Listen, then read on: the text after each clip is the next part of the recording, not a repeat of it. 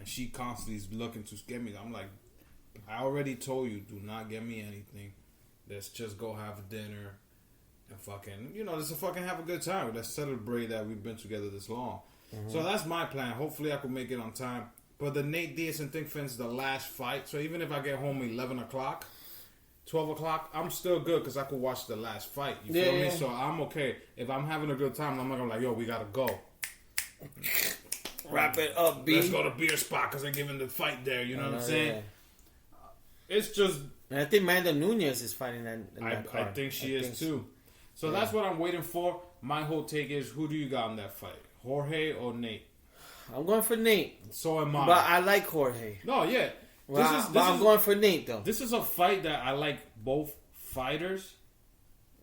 And I want to see an awesome fight. I do not want to see an 8-second fight. I want to see 3 rounds. And then that last round, somebody gets knocked out, somebody gets choked out. Yeah. Because both fighters are bad motherfuckers. And they're fighting for that title, for the BMF title. Yeah. And I see both of them. They're the only 2 fighters I see in the UFC that are actually, like, you walk around and you see them and you be like, damn, I don't want to bump into these motherfuckers. Yeah. Every other fucking fighter there, it's like I could take this motherfucker. Yeah. But if I see Nate Diaz and Jorge, I'll be like, oh shit. Yeah. These are game changers right here. And that's the thing. And then Conor is putting out there that he's coming back in January. Yeah, he's coming back January, I think 18th. He's fighting somebody. Mm-hmm.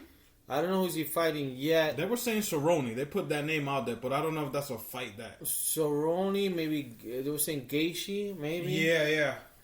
But he's definitely fighting that day. I think supposedly they were saying that he wants to fight like 3 people. So I think the way that I heard it somewhere is that he's going to fight that January.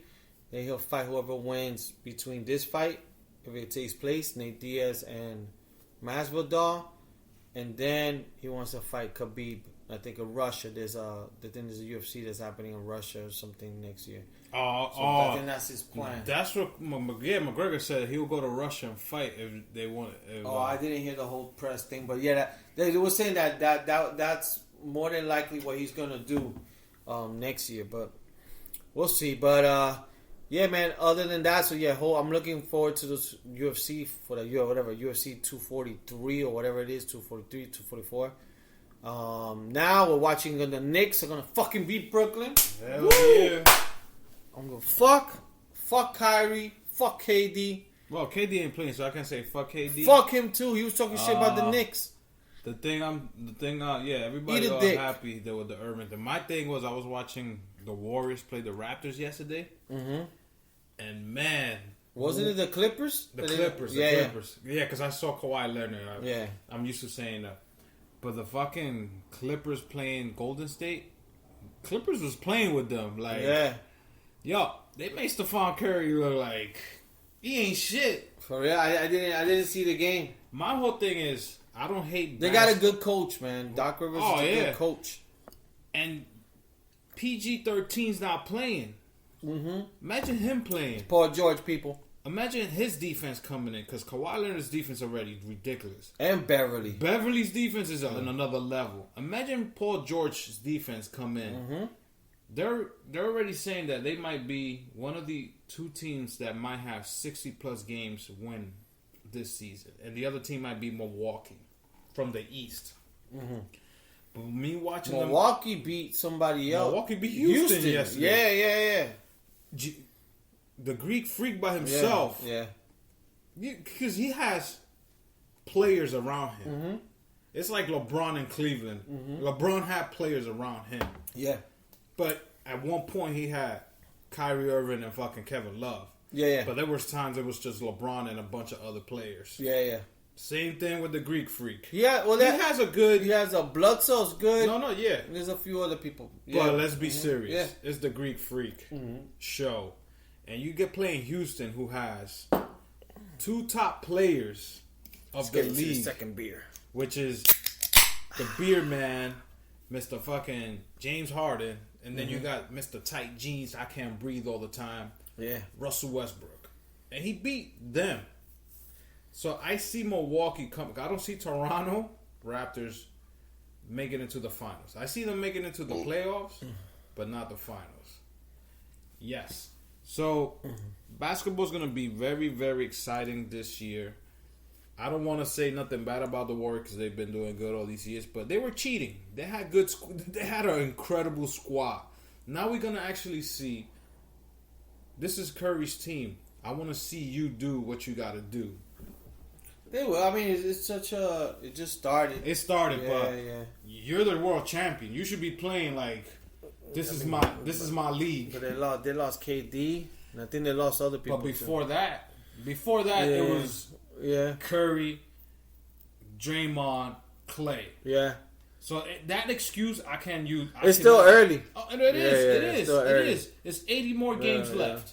Yeah. But I don't see them being the team they were.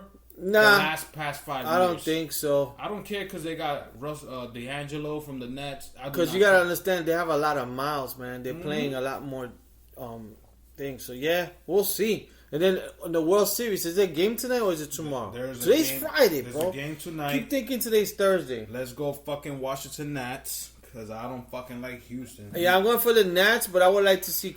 You know what? I'm not even watching it, so I don't give a fuck. I'm not watching it. The thing is, I gotta give major props to the Houston Astros because they went from when I've been watching baseball for a long time. Back in the 90s, very long time. Back in the 90s and early 2000s, that was the team everybody picked on. Yep. Because they were fucking shitty. Even when they had Moises Alou. Bro, I think that happens to every franchise, bro. And now look at them. They're a fucking beast. What franchise in football, which you probably know the franchise that everybody picks on and they haven't won yet? Cleveland fucking Browns. Yeah. That's the one team. That's probably going to happen in a few years. Miami Dolphins. They're going to be dominant. They should be. Look at the Cavaliers. They should be dominant now. They should. They play the Patriots this fucking Sunday. They should. Cleveland Brown in paper is the team you should be picking to win the Super Bowl. Not win the Super Bowl, but they should be way better. They should be better with that record they got. Yeah, man, they should be way better. They should be at least because this is week 8. Believe it or not. They should have like only 2 losses. Exactly. I don't even know what's their record though. They're like 2-5. They're like us, the Giants. Okay. And they're making fun of Odell because the guy we traded him for, Peppers has more touchdowns than he does. So our trade was good. Yeah. Our fucking trade was good. And I say if Odell would have stayed with us, he would have got more touches with Daniel Jones as the quarterback because Daniel Jones is fucking diming that shit deep. And that's what Odell wanted. Yeah. I just feel bad that he didn't get that chance to have it. But you have that chance now with Baker Mayfield and you're still not showing what you know what I'm saying? They have a bad offensive line and he's playing whack too.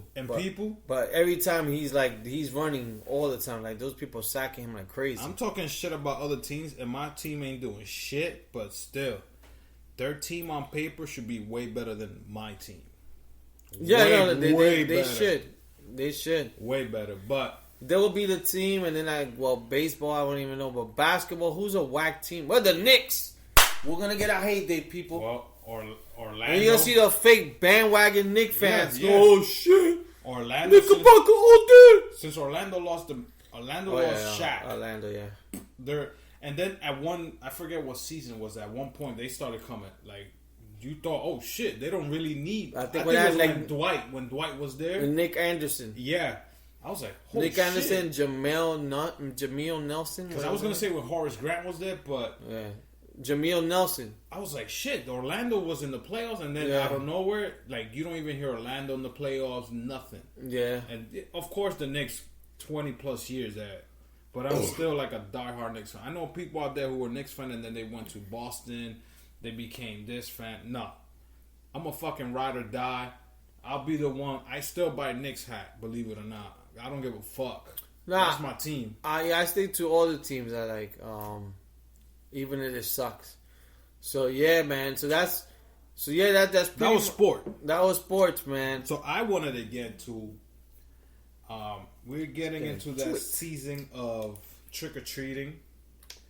I know I live in Jersey now, and I've noticed the difference between Jersey and New York, how trick or treating goes. Mm-hmm.